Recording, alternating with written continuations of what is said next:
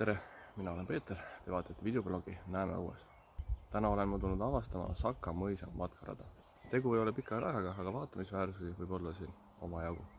Hetkel olen matkaraja alguses number 1 punkti juures, mis on siis meretorn. Siit avaneb siis ilus vaade Soome lahele ja teisel poole Saka mõisale. Vaatetornis võib olla täitsa ilus nautida päikeseloojangut. Kohe selle vaatetorni kõrval on ka mälestusmärk Siidlung. Tegu on Saka mõisa omanike Eha ja Tõnis Kaasiku kingitusega Eesti Vabariigi 100. sünniaastapäevaks, meenutamaks baltisakslaste ümberasumist Eestist ja Lätist 1939 ja 1941. aastal. Punkti 2 juures on trepistik, siit saab siis otse mereranda. Matkarada siit alla ei lähe, aga kujutan ette, et Saka mõisa turistidel on siit hea otse randa minna. Punkti number 3 juures on Kambriumi terrass. Kambriumi liivakivi ise on umbes 530 miljonit aastat vana.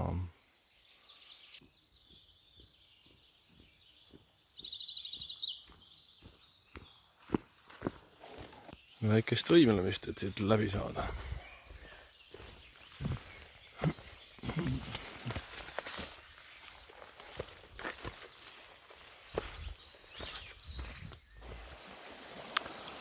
Ja jõudsingi Soome lahe äärde. Edasi siis on mööda mere äärt minek. Päris mitmed ojaksed voolavad ülevalt klindi poolt mereranda ja edasi Soome lahte. Punkti 4 otseselt tähele ei pannudki. Punkt 5 on ilmselt siin sinisavi. Mere ääres on näha, kus savikiht on siin olemas. Siit kohe paistab ka eemalt trepistik, mis oleks otse tulnud. Sellest trepistikust on vist alumine osa küll meri ära viinud. Ajutiselt on üks väike redel pandud siia. Ja, kui tahad mere äärde midagi ehitada, mereranda just, eks pead arvestama, et tugevad tormid võivad su ehitised või rajatised minema pühkida. Väike kivikollektsioon randa tekkinud siin puude peale.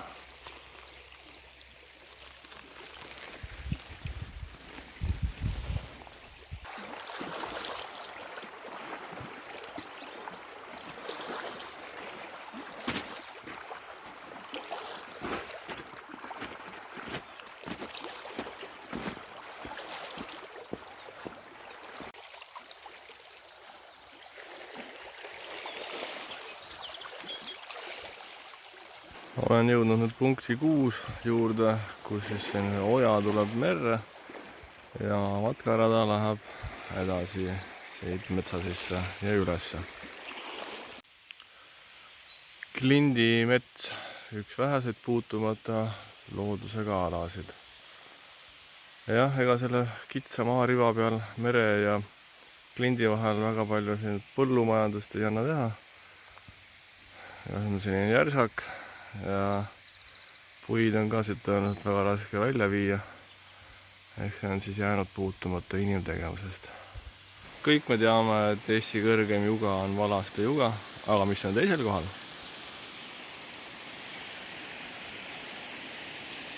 Teisel kohal on Saka ehk Kivisilla juga.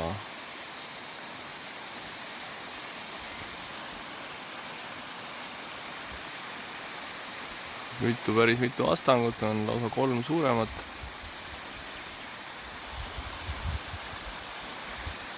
Ja läheb edasi Soome lahe poole.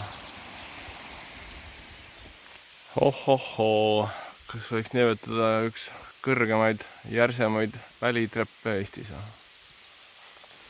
Proovime siit joa juurest nüüd üles saada klindi peale. Saka joa juures on Kivisild. Ilmselt ka see teine nimetus, Kivisilla juga. Ja siit samast silla juurest läheb ja kukub.